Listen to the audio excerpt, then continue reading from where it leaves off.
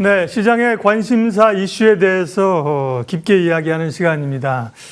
스페셜리스트 시간인데요. 오늘은 K-뷰티 화장품에 관한 얘기를 하겠습니다. 안지영 마스터 리서치 대표 함께합니다. 어서 오십시오. 네, 안녕하십니까. 네, 대표님과 오늘 화장품 관련된 궁금한 얘기를 깊게 많이 할 수 있을 것 같습니다. 네, 애널리스트 하셨고 또 업계에도 계셨고 지금은 이제 뷰티 리서치하고 계시는데요.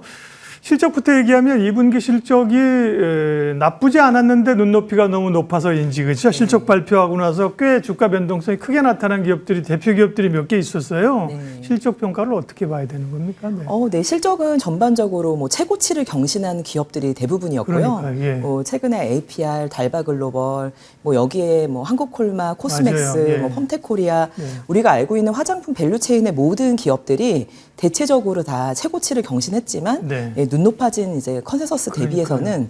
뭐 일시적으로 좀 살짝 소폭 하해 정도였는데 뭐 아시는 것처럼 관세 영향 때문에 주가의 좀 하락세가 펀더멘탈 이상의 좀 조정을 받고 있습니다. 네. 그러면 이제 실적에 대한 눈높이를 충족하지 못한 이유도 있고 또 한쪽에 이제 관세 영향도 말씀하셨는데 관세는 초기에 이제 걱정을 많이 했는데 화장품은 그 단가 자체가 그렇게 높지 않기 때문에 관세의 부담이 크지 않을 것이다. 네. 가격에 이제 좀 녹여낼 수 있다 이런 얘기들을 좀 했었잖아요. 네네. 그런데 관세와 관련된 리스크나 노이즈들이 또 있는 겁니까? 네. 네, 말씀하신 것처럼 실질적으로 하반기까지의 이제 강한 화장품의 슈퍼사이클을 고려했을 때 네. 펀더멘탈을 훼손하는 걱정은 없습니다. 근데 워낙 이제 상반기까지, 그다음에 최근까지도 화장품주가 이제 주도주로서의 역할을 하다 보니까 예. 뭐 일시적으로 밸류에이션이 좀 뭐 20배 이상 넘어가는 뭐 부담스러운 국면들도 좀 있었는데요. 네. 지속적으로 관세와 관련된 노이즈가 좀 반복되는 모습이에요. 근데 이제 그 노이즈라고 하면 특히 이제 이번 주에 또 핫 이슈가 되고 있는 800불 이하의 이제 개인들이 택배로 보내는 네. 소액관세가 이제 무관세였는데 이 제도가 이 혜택이 이제 오늘 27일인데 내일 모레 29일 금요일부터 없어진다, 폐지된다. 네. 이 영향 때문인데요. 이로 인해서 아무래도 이제 이 소액 그 택배 부분에 있어서도 수출 물량에 있어서도 뭐 두 자릿수의 성장세를 내는 부분이었는데 네. 당분간 여기에 대한 이제 백십이 우려되기 때문에 뭐 우체국이라든가 여러 가지 이제 역직구를 하는 부분들에 대해서 일시적인 좀 중단이 예고되고 있어서 역시 이제 관세에 관련된 좀 약간 피로감, 노이즈 차원의 좀 부정적인 센티먼트로 받아들이고 있습니다. 우체국에서 미국으로 보내는 뭐 이 소포를 당분간 안 받겠다 이런 기사를 봤는데요. 네. 결국 미국이 대규모 물량이 아니라 그런 소액 소포에 대해서도 세금을 물리겠다 하니까 네. 그런 노이즈가 지금 좀 있는 거군요. 네. 네. 그런데 한편으로 생각하면 우리 안 대표님께 궁금한 거 많이 여쭤봐야 되는데 그렇게 뭐 큰 기업에서 가는 게 아니라 소액으로 소포 뭐 800불이면 얼마입니까? 1,400, 1,500 계산하면 뭐 네, 한 120, 100만 원 조금 네. 넘어가는. 그거 규제한다고 해서 사실은 우리 한국 이 화장품 업체들의 물량에 부담이 되나? 이런 생각도 드는데. 네, 그러니까 이제 부담보다는요 번거롭게 만드는 거죠. 네. 워낙 이제 K-뷰티가 미국 시장 내 역외에서 이제 미국 역내로 들어가는 이제 수출에 대해서 전반적으로 검토를 하는데 네. 사실 그 비중은 높진 않습니다. 근데 화장품 내의 비중이 이제 한국이 잘하고 있는 거지 절대적인 미국의 이제 수입 물량에서 차지하는 비중은 낮은 편인데요. 네. 전반적인 이제 그 수출 수입에 대한 규제에 있어서 여러 가지 이제 좀 번거로움을 주는 부분으로 판단됩니다. 이게 일단 심리적인 측면, 그렇죠? 네. 예, 그런 노이즈를 만들어낸다는 말씀이신 거고요. 네. 그런 게 또 뭐 다 좀 SNS나 이런 영향들이 있으니까 그죠? 그러면 영향이 있다는 말씀이고요. 그럼 기업별로 좀 보겠습니다. 2분기 실적에서도 이번에 나타난 게 결국은 뭐 한국, 중국, 뭐 유럽 이런 데 이제 북미 쪽의 시장에서의 매출이 좀 떨어진 쪽이 이번에도 실적이 좀 안 좋았어요. 네. 그죠? OEM 업체들도 그랬는데요. 달바 글로벌 같은 경우도 상장하고 굉장히 그 기대감과 함께 주가도 많이 올랐는데 달바 쪽도 이제 미국향 약간 좀 우려들이 좀 있었습니까? 이제 우선 뭐 직전 분기가 2분기이기 때문에 2분기 기준으로 말씀을 네. 드리면은요. 달바의 2분기 해외 매출액 전체는 812억 원으로 네. 전년 대비 63% 성장을 했고요. 네.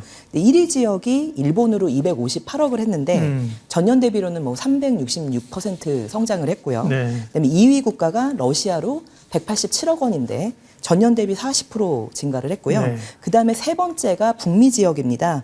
127억 원이고 전년 대비 뭐 40% 성장을 했기 때문에 나름 고성장인데 네. 뭐 이제 말씀드렸던 APR 같은 회사들이 막 세 자릿수의 성장을 보이다 보니 상대적인 측면이 좀 작용을 했고요. 그다음에 달발글로벌 같은 경우는 상장 이전에 워낙 비상장 그 사이드에서 핫하고 인기가 관심 좋은 회사기 많았죠. 때문에 예, 예. 기존에 이제 기 투자자들이 있었습니다. 네. 그래서 아무래도 오버행 물량이 있음에도 불구하고 이 강한 이제 흐름에 상장을 해서 너무 이제 단숨에 좋은 이제 흐름을 보였기 때문에 네. 여기에 대한 역시 일시적으로 높아진 밸류에이션의 부담이 좀 작용하면서 그런 좀 이유들을 근거로 삼은 것 같습니다. 네. 말씀하신 것처럼 상장하고 뭐 1개월 이런 물량들이 나오는 우려했었는데 뭐 아랑곳하지 않고 사실 잘 갔거든요. 네. 그런 것들이 이제 빌미를 좀 삼아서 핑계거리로 물량들도 좀 나오는 거지. 근본적인 이런 K뷰티 또 대표주 달바글로벌도 근본적인 어떤 여팡의 구조적인 변화는 없다. 그죠? 네. 이렇게 말씀하신 거고요. OEM, ODM 업체들도 코스맥스나 한국콜마도 보면, 네, 뭐 한국콜마는 이제 또, 그 내부적인 뭐 경영과 관련된 노이즈도 있고, 코스맥스도 여기도 보면 실적이 좋았는데, 뭐 이런, 기대에 못 미치는 또 북미 이런 것 때문에 좀 노이즈가 있었거든요. 코스맥스, 한국콜마는 어떻게 봐야 될까요? 두 회사 모두 다 역사적으로 최고치의 실적들을 경신을 했고요. 말씀드린 것처럼 계속 이제 뭐 반복되는 내용이지만 시장의 눈높이가 계속 이제 컨센서스를 좀 올린 부분들이 있었고 네. 특히 콜마의 경우에는 이제 미국에 대해서 이 공장이 오픈됨에 따라서 이 부분에 대한 기대가 컸는데 네.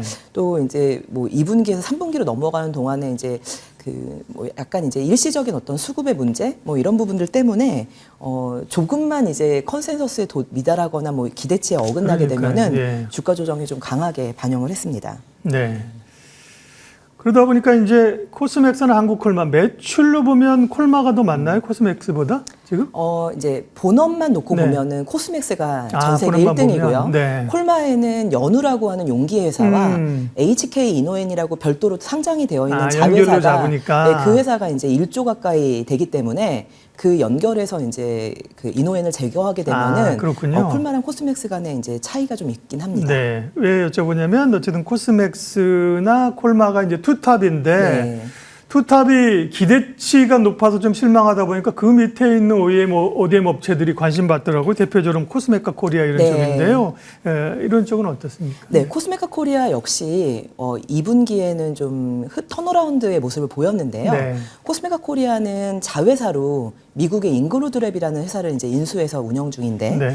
이 회사에서 이제 주요 고객사라고 할 수 있는 뭐 미국의 얼타벗 뷰티라는 이제 오프라인 채널에서 탑 랭크에 있는 이제 주요 고객사가 있습니다. 네. 근데 이 브랜드가 작년 하반기부터 올해 1분기까지 재고 조정에 대한 좀 부담이 있었기 때문에 네. 1분기에 코스메카 코리아는 방금 말씀 주신 탑2의 양사의 흐름에 따라갈 수가 없었는데요.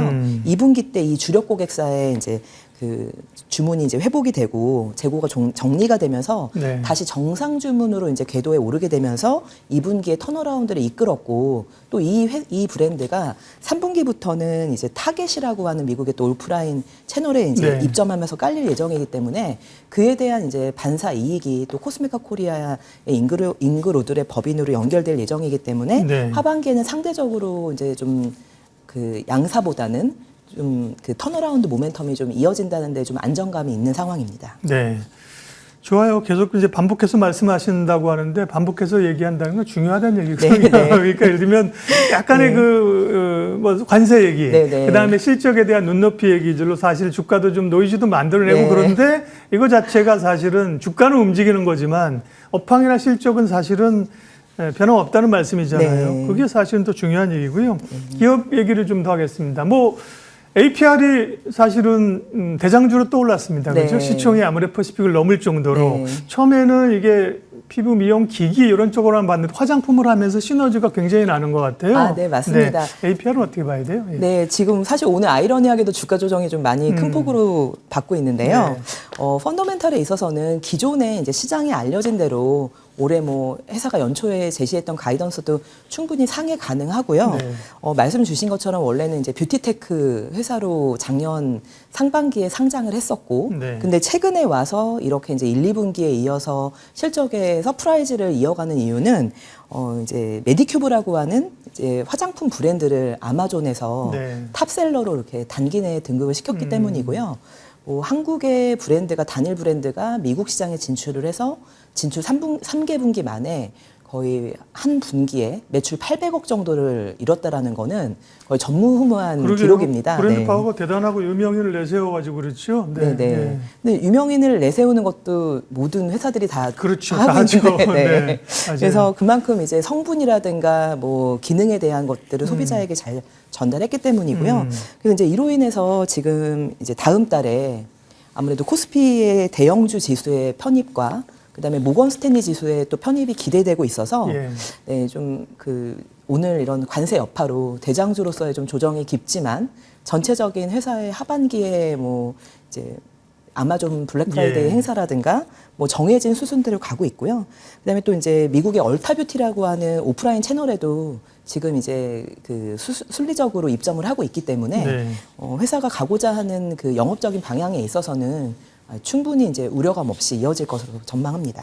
APR은 그 대표가 젊은 분이던데 어떻게 이렇게 주주환원 이런 것도 어떻게 누가 잘 좀 협업을 하면서 코치를 해주는지 되게 처음에도 이제 주목받기 전에도 와서 뭐 자사 제품을 사는 분들에게는 주식을 가지고 있는 분들에게는 자사 제품을 살 때 할인을 해준다 이런 프로그램도 했었거든요. 그건 달발.